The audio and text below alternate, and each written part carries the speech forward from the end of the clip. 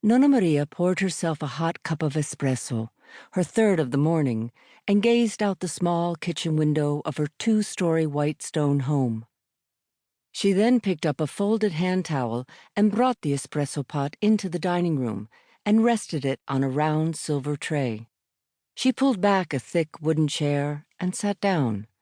She rested her hands on the table and glanced at the young woman sitting across from her.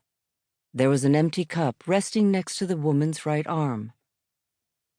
"I'm sorry to have come this early," the woman said.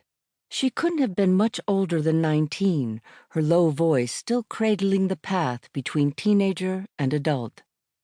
"I should have called first." "I don't have a phone," Nonna Maria said. "And it's never too early or too late to come see me. The coffee's still hot, and a warm cup will do you good." The woman glanced at the coffee pot and shook her head. "I wouldn't mind a glass of water," she said, "if it's not too much of a bother." "Water's only good for plants," Nonna Maria said. "Have some coffee instead. It will help you relax and make it easier for you to tell me why you came to see me." Nonna Maria lifted the espresso pot and waited as the woman slid her empty cup closer to her. She filled the cup and then passed the sugar bowl across the table. "It's better with sugar," she said. "2 teaspoons are what most people prefer. I like 3 myself. My nephew has asked me many times to cut back, but then he's a doctor, and part of his job is to tell me to cut back on what I like to eat and drink."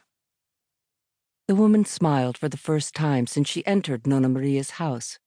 It was the last house in a row of 4 similar houses in a small piazza facing a white rock wall, with pockets of black stains on the base, the result of too many years enduring too many rainstorms.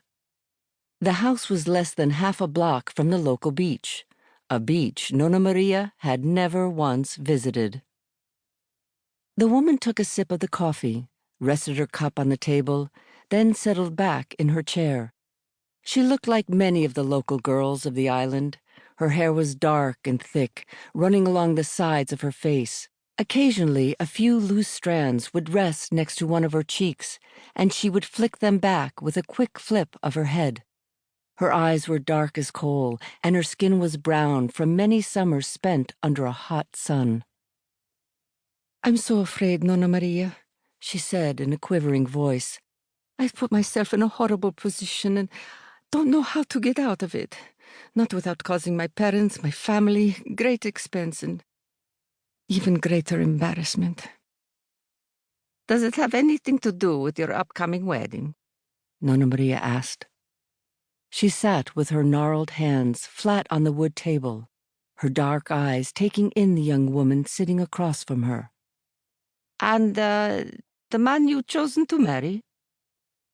The woman stared at Nonna Maria for several seconds and then nodded. "It's true what they say about you," the woman said, meekly attempting a smile. "You do know everything that happens on this island." Nonna Maria shook her head and gave her a half-smile. "I don't know everything," she said. "I only know what I hear. And on an island filled with people who love to talk, especially about matters that don't concern them, I hear quite a bit." Nonna Maria stood and walked toward the front door, a slight limp causing her to favor her right leg. She was wearing the widow's black, a heavy full-length skirt and a long-sleeved blouse.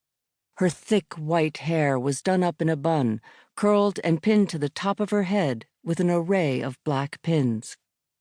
"Come," she said to the young woman, "and walk with me up to Via Roma. I want to visit one of my daughters. She had minor surgery the other day, and my nephew, the doctor I spoke about earlier, wants to make sure she gets enough to eat. And he assigned the task to me. And while we walk, you can tell me why you don't want to marry this man, Andrea Bartoli."